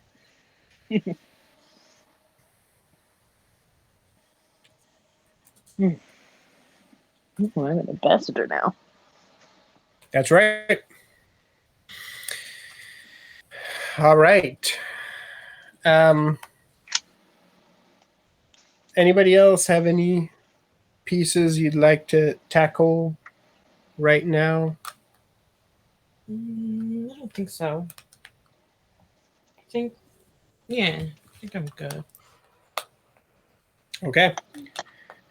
We'll wrap up the delivery of news to Roberto before we wrap up for tonight. So, Are we stopping now? Soonish. So you make it up the hill with Roberto. Roberto. Ricardo. My toward Roberto. Who's this guy? Oh. There's Roberto, Rodrigo, Ricardo. Oh yeah. It's a shit show. Rodrigo, Count Drago.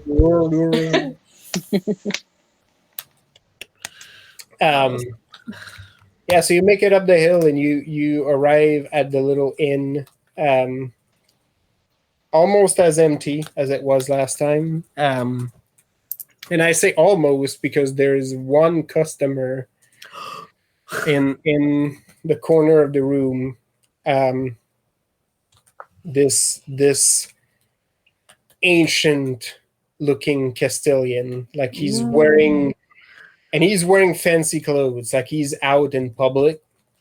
So like, in true Castilian fashion, like he's wearing the all black, right? And he's out and he's eating soup in the corner of the room.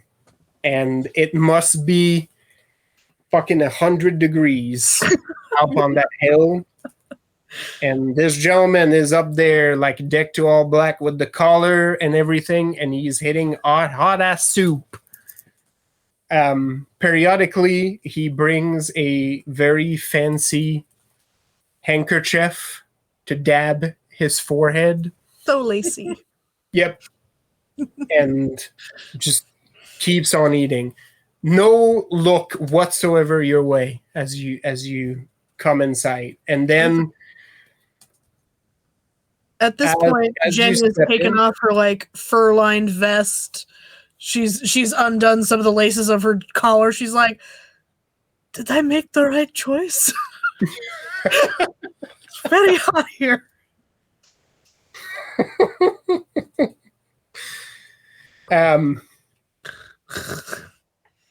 Maybe it is the vibration of your packs hitting the chair or the floor, or any combination of this, but there is sudden recognition in the man tucked in the corner. No sight of Roberto, by the way. Maybe he probably ducked into the kitchen. Something suddenly makes this man aware that there's somebody else into this inn, and he sort of steps up, like just almost immediately, and just like bellows like you're hundreds of yards away, just like yells like, "Oh, hello! I did not see you here." Oh, and does a quick military bow and says, "Good afternoon." He you see that he sort of moves, and you notice that there's like what looks like a very old guitar laid on a chair like next to him, and he sort of steps up, and it's almost sad. Like Ricardo like winces a little bit because he fucking struggles with those chairs to get out of there. Like he's trying to give like a real proper welcome, but like it becomes awkwardly too long as he's sort of wrestling with these couple chairs, and he's moving real slow. And he starts to, yeah, like you try to call him off, but he's zooming. Selective hearing kicked in. Yep, correct. And he's as he approaches, something in him seems to spark recognition as he sees Ricardo, and he stops for a second and very dramatically puts a hand to his heart, like he oh no, sorry, he just I'm like, is he having a heart attack? something. I can only use this once in a volume- while. Please don't die.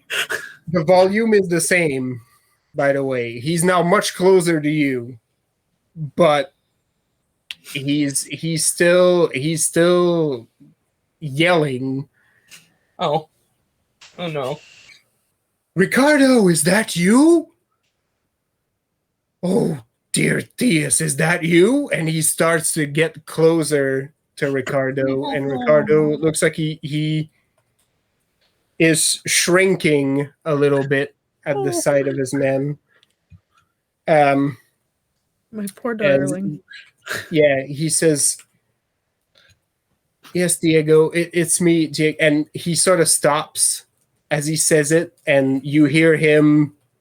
Now he's bellowing. He's like, "Yes, Diego.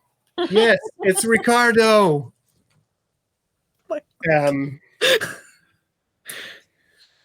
And it clicks in Genia's head now that this man no longer can hear too well.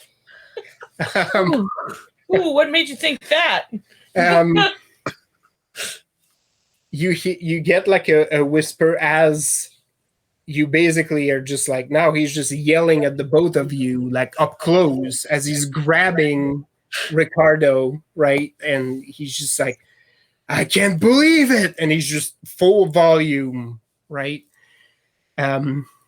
Deep inside, she's like, "I love everything that happens in this room." he sort of whispers as he's letting that happen, and he's nodding. He sort of whispers like, just play along with it. Diego has been playing in this place for several decades now. His hearing has started going probably about 20 years ago. Thing is, he still plays great.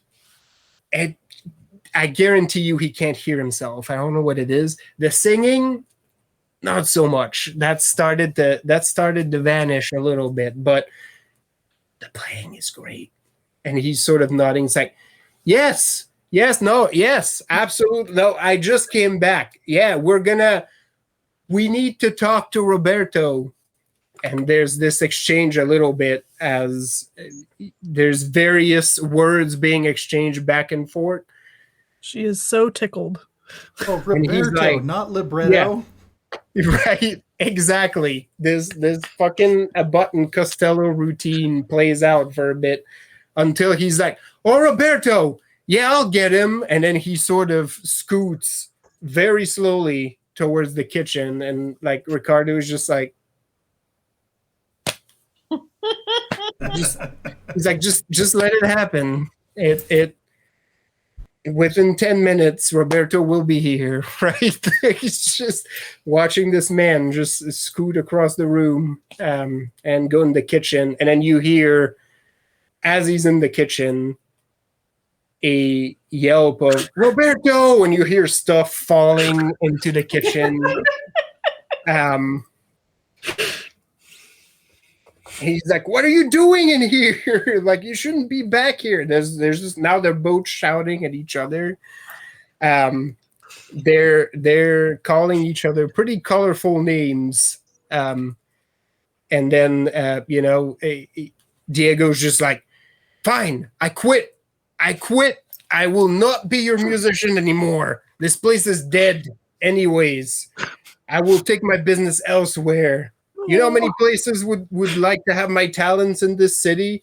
And Roberto was just like, you say that every single day. I'm sick and tired of it. Like, they just fucking yelling at each other. There's more stuff. You're not sure if they're throwing shit at each other or if more stuff is falling. But Zhenya has tears in her eyes. She is smiling so hard, and her whole body is glowing. Like, casting light. Oh my god. Meanwhile, Ricardo has dove behind the counter and pulled a bottle of wine, and he's already seated at the table, and he's like, get comfortable, it's going to take a while. They yell at each other for what seems like a very long time until finally, like, Roberto's like, why are you even in here? And he's like, I don't remember. Ricardo wants to see you. He's like, what? Like, what? Why didn't you leave with that? Roberto sort of skids right out of the kitchen. Oh, it hurts. And you finally see Diego sort of coming around. As he comes into view from the kitchen, he looks at Ricardo and sort of gives him a thumbs up, like, I did my job, right? And then he starts making his way back to his little corner. Roberto is just like, puts a towel like that he had like around his neck, and he just like walks over, and he's like, oh good, you're already seated, like you did not, I'm mortified that you had to wait and be privy to this. I apologize. Do you need oh good, you already have drinks. I would be happy to bring you food on the house, of course, anytime.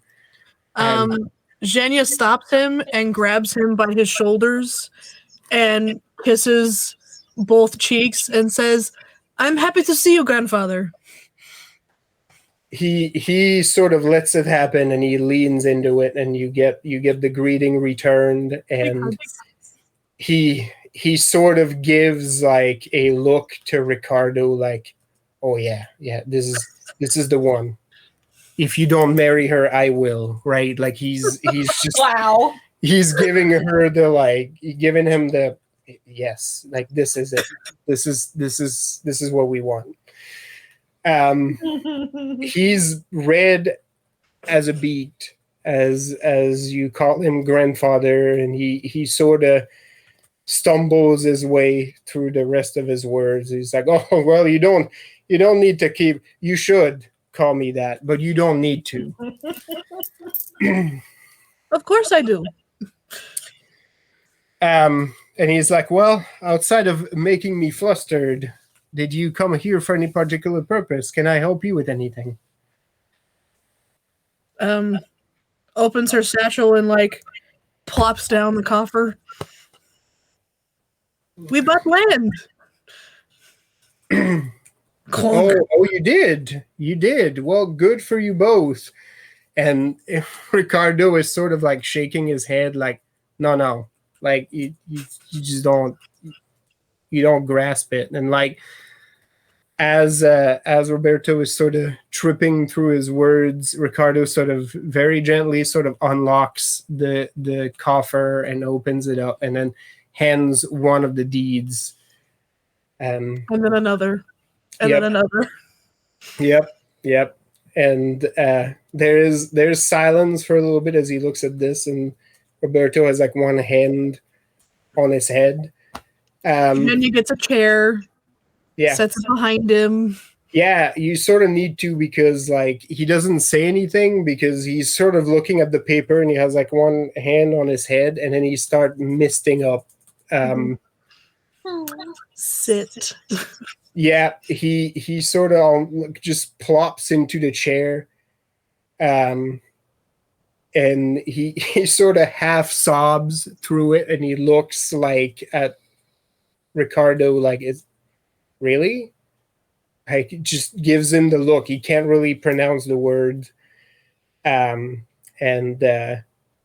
Ricardo's just slow nod as he sips on his cup of wine, and Roberto's like, "I don't even know what to say." The moment is half shattered by a "What's happening?" from the back of the room. And after 2 or 3 of those, Roberto just like loses his patience and just yells towards the back, "Ricardo and his wife to be have bought a bunch of lands in the neighborhood and they're moving back in." Like he's just like angry at him. That's how this is coming out. Love it. But he just turns back around. He's like, "This is great. This is the best news." You get a "Good on you too. I can play at your wedding." Okay. You see That's how you get the gigs. And then Zhenya with a half smile says, "Do you think he will be alive in the spring?" Old bastard is unkillable. I guarantee you he'll be alive in the spring. He will see your children. That's right. Does he know a certain seamstress? His wife. Does he know an old crone? All those old codgers are just like somewhere like Right. commiserating together.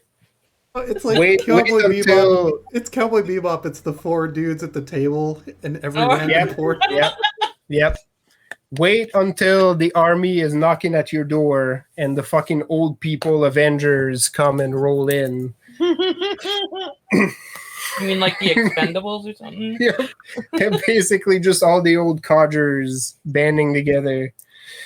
But yeah, the mood is immediately celebratory, and in fact, Diego pulls in the guitar and starts playing, and Ricardo was not lying. That man is incredibly talented. Until he opens his mouth. Well, almost as if he knows that this will ruin the moment, he thinks better of it at this point and just What is he plays playing? guitar. Oh. Ooh. Plays Yeah. La Just guitarra. guitar. 8 string. That- Just. Yep. Oh no, you get that good Castilian guitar playing in. The And bard's Waiting for the aggressively villain to from- show up. yeah, Roberto tells you all about this dancer that they used to have here, that the both of them were into, but she passed away way too young. Oh, no. Now That's I'm fucking thinking about beautiful. those old dudes in Disco Elysium. Kind of like that. Yeah, yeah.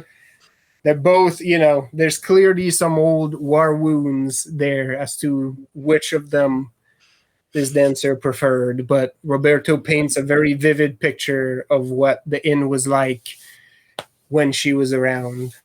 And yeah, Roberto just spends like time. Ricardo insists that he sits with the two of you, and you get to have some celebratory drinks.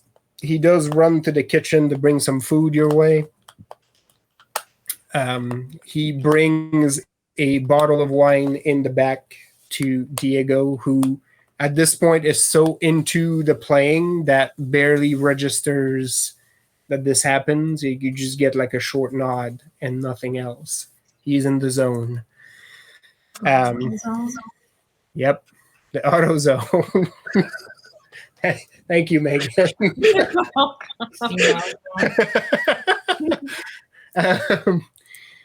But yeah, you end up spending a few hours here as you get pelted with questions on what's it gonna look like, and now you can come and eat up here all the time because you're gonna be right in the neighborhood. And how stoked he is at. Oh yeah, there we go. Thank you, That's Tony. a good one. That's a new one. It's hot. Yep. That's very much like what's happening in here right now. So yeah, you spend, was Rodrigo and Gabriella.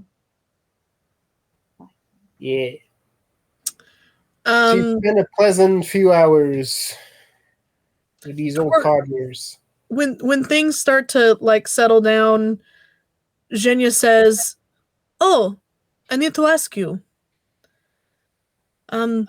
Recently there has been a collection of leaders, and they might need a place to talk things out.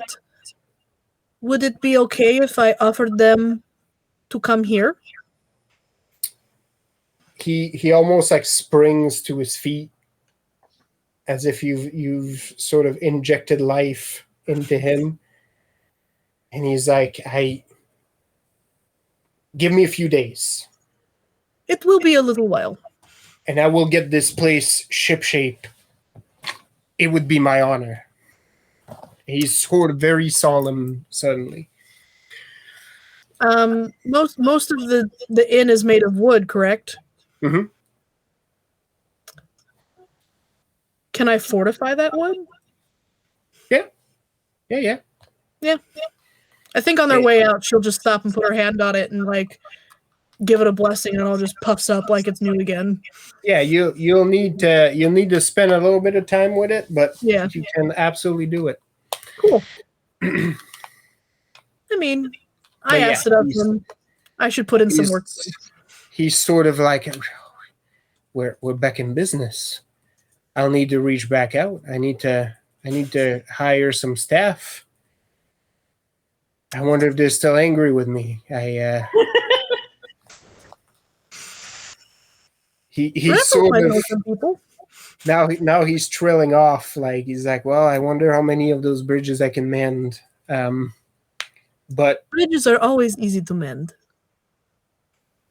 yeah, Ricardo sort of takes that out as a, yeah, we should leave you to your preparations now. Like we have a few things to take care of, and you're really busy. Yeah, Don't worry. Stop it. She's just gonna keep going. Right? It's like we'll be back. We'll be back around.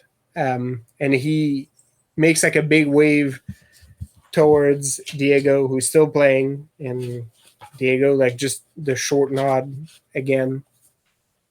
Nothing else. Yeah.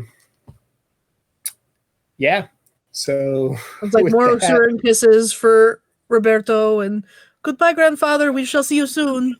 Aw. Yes, that you most definitely shall. And he's sort of already like thinking ahead, and he pulls like a big book from in front of the front counter and starts to take notes in there. Like you see him take out some what look like old item lists, and it's, I don't know, maybe there's something too about having the soundtrack in the background that sort of has given him new life, and he sort of gets so busy doing that like when you exit, he's already focusing on what he's doing.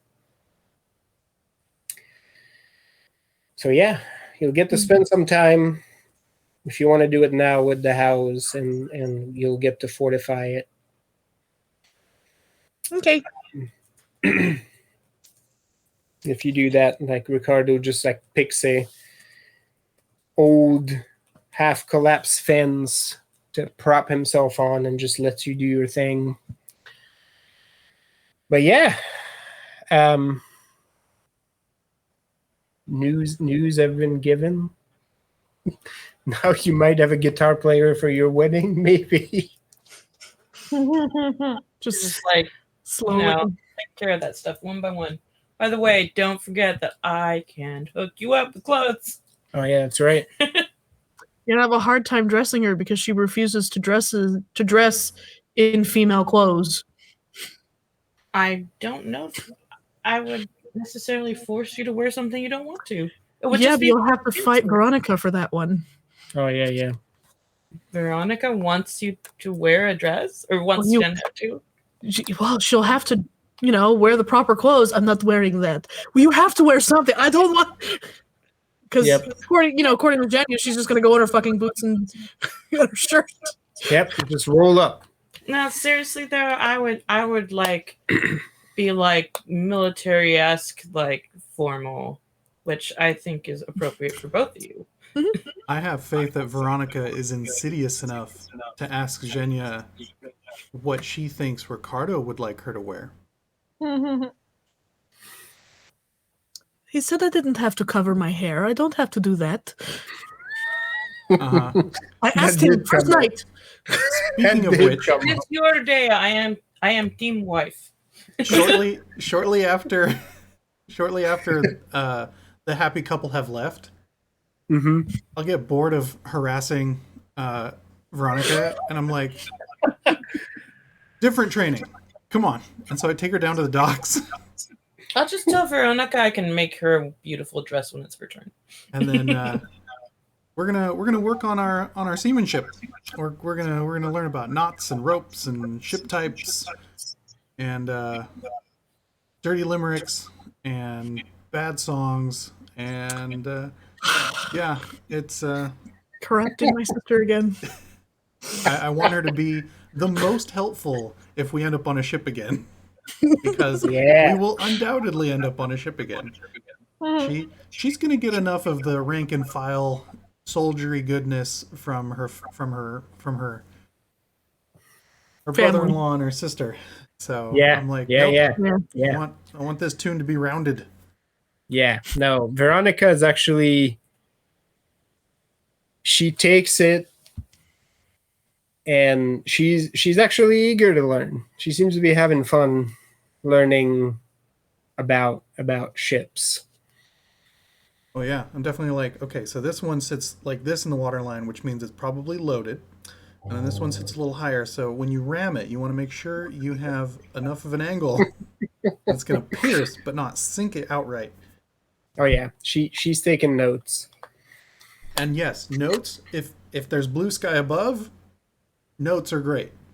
If we're inside somewhere drinking, then the book stays. No, that's all got to be. Yep. Evidence. Awesome. Yeah, no, she absorbs everything you want to teach her. Oh, our wayward sponge. That's right. Man, you remember when Wayward Sponge was good before they sold out? I'll tell you. Saw them in '98 at the height of Frosted Tips. Oh, That was a good album, though. yeah, no. Aside from the Jinkos and the hair, jam. That's right. Tank tops and Jinkos. Oh, Don't forget your wallet chain. Yep, wallet chains a layer everywhere. one, no Obviously. less. And I know I had Vans. 3. I had 3 chains on my wallet. for a Yeah. minute. With Vans. case. Wear your Vans everywhere. Oh, good times. Yeah. It's dead now. I would Okay. buy a new wallet and it would just come with the chains. I just kept attaching the chains from the Yes. old wallet to the new one. Yep. Right? You're like, this is going to last forever. So you don't have the option of not having the chain. It comes with the wallet. I worked at Hot Topic. What was I supposed to do? Amazing. And we slowly collected enough change, just turned them into a belt, Right. all braided and lovely. It's good. Fantastic. All right. Any other business anyone wants to get to I don't think so. for this day? No, I think on the way home, Jenya